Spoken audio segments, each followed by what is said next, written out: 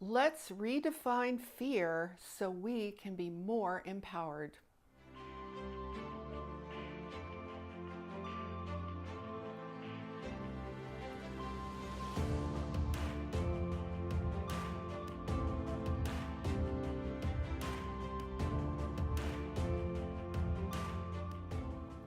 Hi, I'm Saratoga Ocean, author and transformational life coach. Now let's talk about who we are in the universe and why it matters when it comes to our definition of fear and how we see it. I want to start with talking about our context for life. Basically, we as humans are in the habit of viewing fear and love as equal things. And actually, they're not. Now, in order to understand this, you have to look at yourself as a being in the universe rather than identifying yourself as a person who is pretty much just an Earth being, a person who lives on planet Earth. Now, the reason for this is you need to be able to step back and just take a broader view of your existence from being more than just your physical body in order to understand a few things about fear. So here's the simplicity of it. Love is a presence. Love is omnipresent. You could say God is love. When we make fear a presence equal to love, not that it's better than, but that, they're like battling each other, right? Who's going to win, fear or love? And we have that battle inside of ourselves all the time, right? And we think that our job in life is for love to win over the fear. But you know what? That is a completely losing battle. And the reason it's a losing battle is because it's predicated on a false premise. It's predicated on that premise that love and fear are both things, okay, separate from one another. And that battle will never ever be won. It's kind of like the battle between darkness and light. That's a very common theme, right? We always think there's the good and the bad, the right and the wrong, the dark and the light, and these things are battling each other. And we all say, we've seen the movies, the good guy always wins, or the light will win in the end, so we assume. But let me tell you something. In that scenario, nobody wins, because both require the other. Light requires darkness, darkness requires light, and you've probably heard this, right? Well, you can't really appreciate love unless you have the negative side. You can't really appreciate the positive unless you have the negative side, or you need one to have the other. So what we need to do is we need to step back into the universe. All right, we need to step back away from our planet. We need to step away from all the discord, all the conflict, all the stuff going on. Who's right, who's wrong, who's good, who's bad. We need to step away from it all and just take a look at our assumptions. Here's the biggest assumption that we human beings have. We assume that if it exists, it's supposed to be there, right? That's not necessarily true.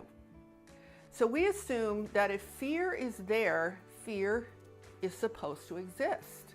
In other words, many people will say, well, God created all of these things to test us, or so we can learn, or Earth is a school of some sort. If that's true, we're not learning much at all, are we? Because things are kind of worse than ever before. So it's important to understand that, yes, there is love and there is fear. But what exactly, how do you identify fear? If love is omnipresent, if God is love, God is omnipresent, how do you explain fear? Where does fear fit into that, and what exactly is it? What fear is the absence of love. Now here's a quandary, all right? Omnipresence means exactly what it says. Omnipresent means there's nothing anywhere that is not love. So if fear is the absence of love, how is that possible? Well, easily, because fear is based on a lie. It's based on a lie that there can be something that isn't love. And if you believe that, it will manifest. So fear is merely the absence of our experience of love, the absence of our experience of light, the absence of our experience of God. Now, there's a very specific physics as to why this occurs. I'm not going to go into that in this video. I will perhaps in another video. But for right now, it's just important that you understand that fear is not a thing, it is an absence. Now, there's something else you need to know about fear, because you've probably heard that there are basically only two emotions, right? There's love and there's fear, and everything else springs forth from those two emotions. And this is another error that we make. Fear is not really an emotion. Now, we feel fear, we feel something that we call fear, but actually what we're feeling is the experience of that absence of love. So the experience of the absence of love manifests in many different emotions. It can manifest anything that's negative, anything that's painful, anything that's hatred, anxiety, worry, violence, all that stuff, all the full spectrum of negative emotions are what we feel when we are experiencing the absence of love. So you can take all those emotions and categorize them. You can put them in one basket and say all of these emotions arise from that absence. Now you might ask, why are all those emotions different? Why isn't it just like one feeling? Well, here's the reason why. Because all of those emotions are accompanied by very complex circumstances, our past histories. We interpret the experience of the absence of love differently depending on what is going on around us, depending on what we've been through, depending on where we are in the moment that we are feeling the absence of love. So that's why it manifests as so many different emotions. So I like to think of fear. You can say, well, there's an emotion called fear, but yeah, I guess we can label it that, but that would be anxiety, worry, terror. There's a whole bunch of synonyms for that, but it all comes back to fear, as do things like hatred and anger.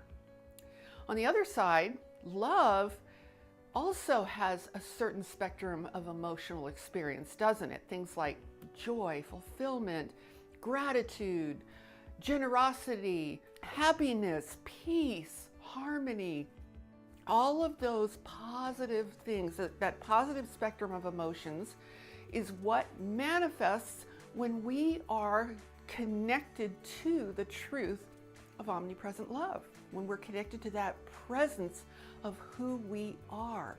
We automatically experience that in the full range of emotions as well. And those emotions differ too for the very same reason. It depends on what the circumstance is. It depends on your unique personality, your unique history, just your circumstances. It depends on all of those things, and it changes from moment to moment. So you have a whole spectrum of what you call positive experiences that arise when you are connected to love.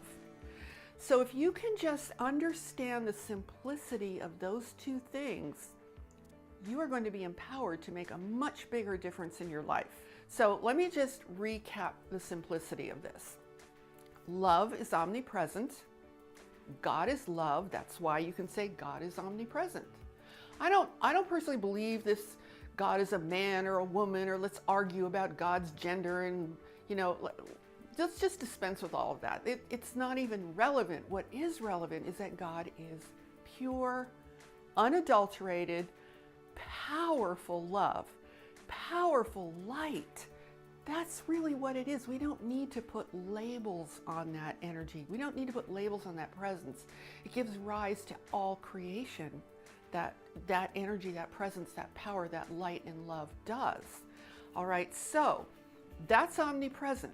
Whenever there is a lie present in this universe that says something isn't of love, or love doesn't exist here, or however you want to define that, what is immediately created is the experience of an absence of that love.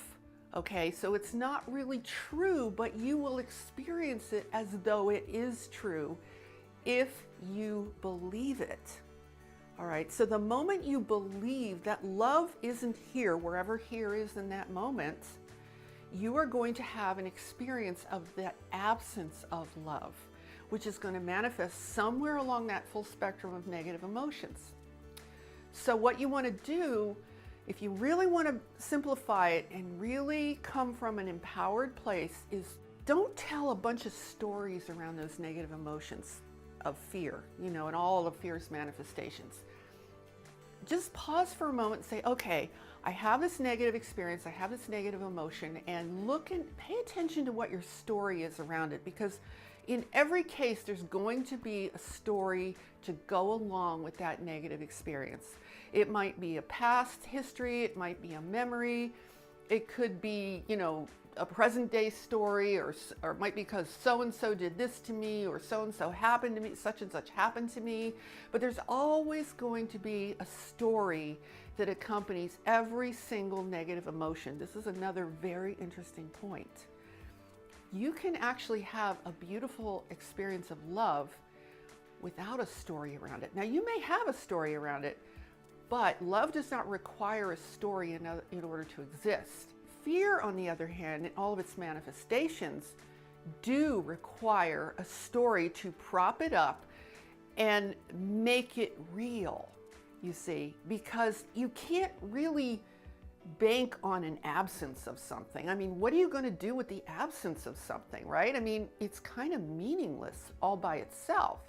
So if you have a big story built up around that negative experience, you actually add energy to it. You make it more real. You make it more substantial. So pay attention when you have a negative experience or a negative emotion. What is the story you're telling around it? And the reason this matters is because when you really identify with the story you're telling around that negative experience of fear and however it's manifesting for you, when you identify with that story, guess what happens? Now you've got to reconcile the story, don't you? Now you've got to figure out, how do I make the story come out a different way? And then you've got to incorporate all this other stuff, like what you know and what happened before and what the truth is and all of these things. And it's so difficult. It's such a quagmire. So try this little tip the next time you have one of those really negative emotional experiences in your life. First, notice the story that exists around it, because there's always going to be a story. And then say to yourself, you know what? I'm going to step away from this story and I'm just going to try to reconnect with love. Reconnect with the love. Now, where is this love? Where is this omnipresent love? How do I connect with it? Well, simple. You connect with it in your heart. Your heart, and I don't mean your physical heart, but I mean your divine heart within, that center point of your being where you feel the most profound experiences of joy and happiness and peace. That heart, that center, that is your direct line to omnipresent love. That is what links you to that love permanently and forever. So all you have to do is say to yourself, I'm just going to see if I can reconnect with that love. I'm going to go there and just allow myself to align with that experience again. And that is a much simpler, much more empowered way to deal with fear.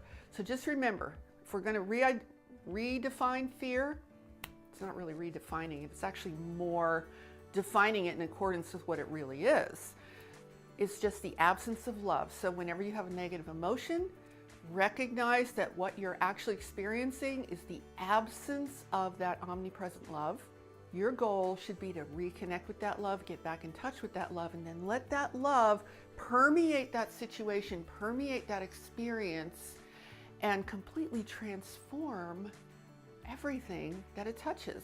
Okay, so I hope that's helpful to you all. Leave me a comment below, subscribe to my channel, hit the notification bell, and also there's a link below if you want to sign up for my weekly, I call it a newsletter, but it's not really a newsletter at all. What I do is every week I send my subscribers written tips for empowerment. Okay, so if you want to get those tips every single week, to manifest your dreams, manifest your goals, become more of who you really are, live your life purpose, all of those great things, go to that link and sign up. It's free, and I will send you my most current one right away. Okay, so subscribe, hit the notification bell, share this video out, and I will talk to you guys next time.